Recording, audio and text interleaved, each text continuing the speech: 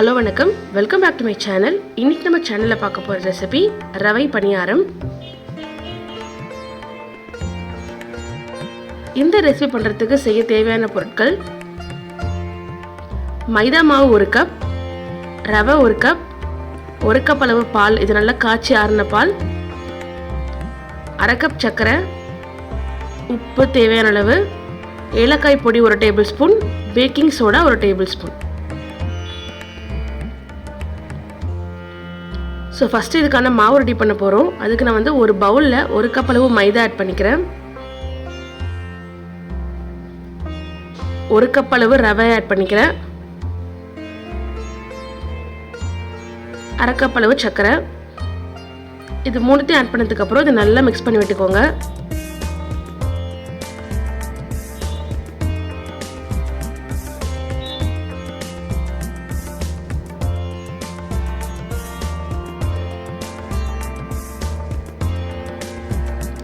இப்போ இது மாதிரி நல்லா மிக்ஸ் பண்ணதுக்கப்புறம் பால் வந்து ஃபஸ்ட்டு 1/2 கப் உள்ள சேர்த்துக்கிறேன்.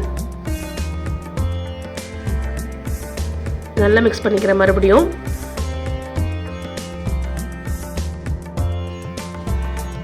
இப்போ மீதமாக இருக்க பாலையும் நான் உள்ள ஆட் பண்ணி நல்லா மிக்ஸ் பண்ணிக்கிறேன்.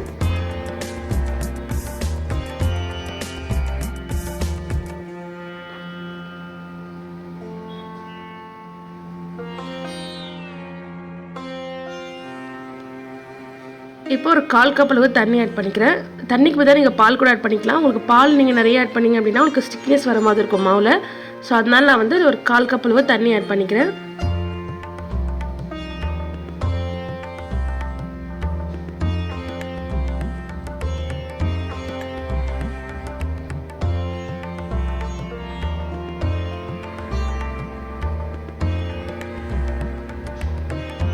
ஸோ இதுக்கு தேவையான அளவு உப்பு இப்போ ஆட் பண்ணிக்கலாம். ஆட் பண்ணிட்டு நல்லா மிக்ஸ் பண்ணிக்கோங்க.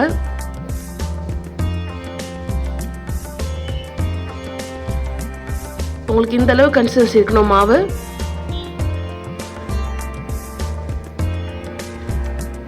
ஸோ இது மாதிரி நல்லா மிக்ஸ் பண்ணதுக்கப்புறம் இப்போ இந்த மாவு வந்து நீங்கள் 1 ஹவர்லேருந்து 1.5 ஹவர் நீங்கள் வந்து நல்லா ரெஸ்ட்டில் விட்டுருங்க. ஸோ தட் இந்த மாதிரி நீங்கள் ரெஸ்ட்டில் விட்டுறதுனால இந்த மாவு பார்த்தீங்கன்னா உங்களுக்கு நல்லா சாஃப்டாக கிடைக்கும்.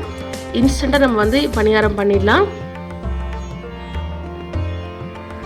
ஸோ பார்த்தீங்கன்னா 1 ஹவருக்கு அப்புறம் உங்களுக்கு மாவு இது மாதிரி தான் இருக்கும்.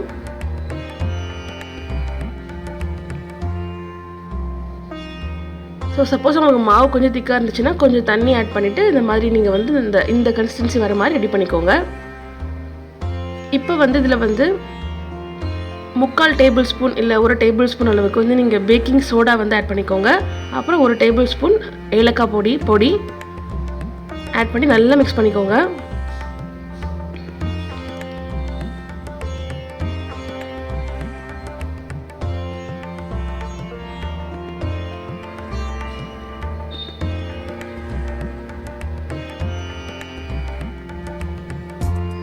இப்போ நம்ம நெக்ஸ்ட் ஸ்டெப் பார்க்கலாம்.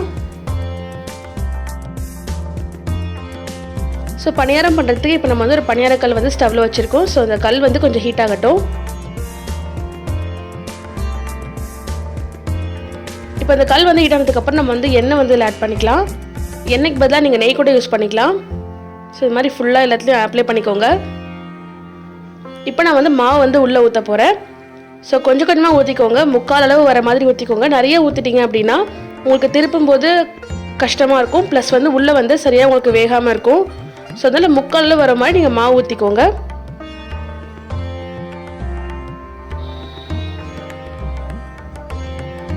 உங்களுக்கு வந்து ரவை வந்து எந்த அளவுக்கு ஊறி இருக்கோ அந்த அளவுக்கு வந்து உங்களுக்கு இந்த பணியாரம் வந்து ரொம்ப சாஃப்டாக கிடைக்கும்.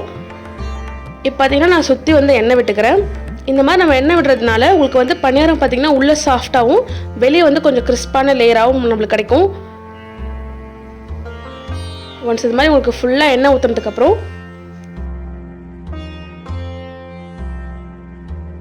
நம்ம வந்து ஒரு லிட் வச்சு இதை க்ளோஸ் பண்ணிக்கலாம். க்ளோஸ் பண்ணி ஒரு 5 நிமிஷத்துக்கு வந்து வேக வச்சு எடுத்துக்கோங்க. மீடியம் ஃப்ளேமில் வச்சுக்கோங்க.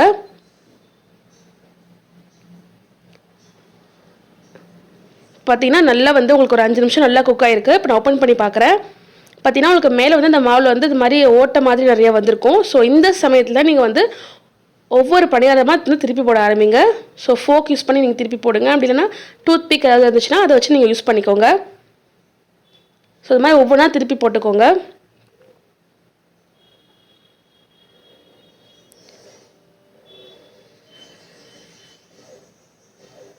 இந்த மாதிரி திருப்பி போட்டதுக்கப்புறம் உங்களுக்கு வேணும் அப்படின்னா நீங்கள் இன்னும் கூட கொஞ்சமாக நீங்கள் ஆயில் அப்ளை பண்ணிக்கலாம்.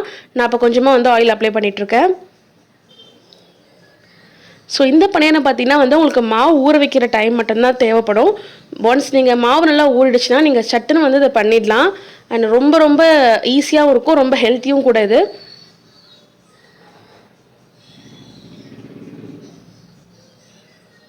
ஸோ பார்த்தீங்கன்னா நான் மறுபடியும் திருப்பி போடுறேன். உங்களுக்கு இது மாதிரி 2 சைடும் வந்து நல்லா ப்ரௌன் கலர் ஆகிற வரைக்கும் நீங்கள் வந்து நல்லா அதை குக் பண்ணி எடுத்துக்கோங்க.